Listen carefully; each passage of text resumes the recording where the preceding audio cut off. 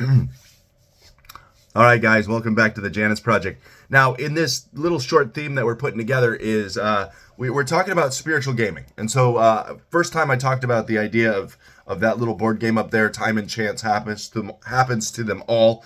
Hold on one sec. I got a coffee. And so we were talking about this idea of you can use games to make a spiritual point. Now, when it came to Ecclesiastes and Follow the Guide, this is probably the biggest foray into this field that I'd done. We'd made little references, we'd made little things here and there. I did a theme where it was sowing and reaping, and so it was all a sci-fi theme.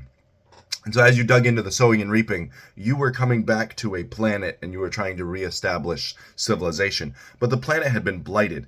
And so as you dug up the ground and, reworked the soil and all that, you kept coming upon this greenish substance called the blight.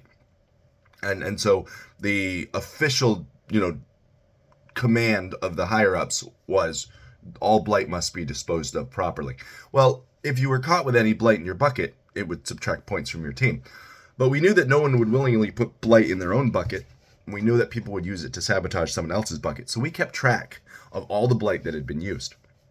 And so as you played this game, there would be signs that on day one would say dispose of the blight, and then like day two we would replace them, and now they would look like graffitied, like someone said use it, and all this stuff. And so we would have like these subtle little hints of like you can use the blight, you can sabotage someone else with the blight, and so as you played through the week you kept dealing with the blight, and it came around at the end of the week that again, you'd lost points, you'd had all this stuff that had happened to you, but the high command was watching.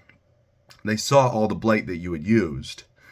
And at the end of the week, what we did is you actually lost triple the points if you had been using blight. So let's say game number one, I dropped 100 blight in this other guy's bucket. He lost 100 points, and I was like, I got him.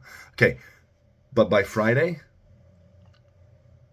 that came back and made me lose 300 of my points. And so it really did kind of play, and like we played it all up, like we were it's kind of favorability ratings, and so your points were kind of on a sliding scale based on how you were doing. And so it was the fleet waiting to come down and establish a colony. And so your two colonies were battling back and forth and kind of favorability ratings and which one's going to be chosen. And so if you kind of sabotage the other colony, yeah, your colony looks more favorable. And we actually had it where we would announce, like, this is the population that's wanting to come to your colony. And then suddenly we would have a guy run from the back, and he's like, I have a new update. And he'd give it, and we'd update the numbers, and suddenly, and I don't know that anyone completely lost because of the blight, but it was one of those things where we kept digging throughout the week this idea of the laws of sowing and reaping. And in our devotionals, we were going through that idea that you will reap what you sow. You will reap after you sow. You will reap. And then you will reap more than you sow. And so those are some of the aspects. And so those are some of the cool aspects that we were able to dig into. And it was kind of fun.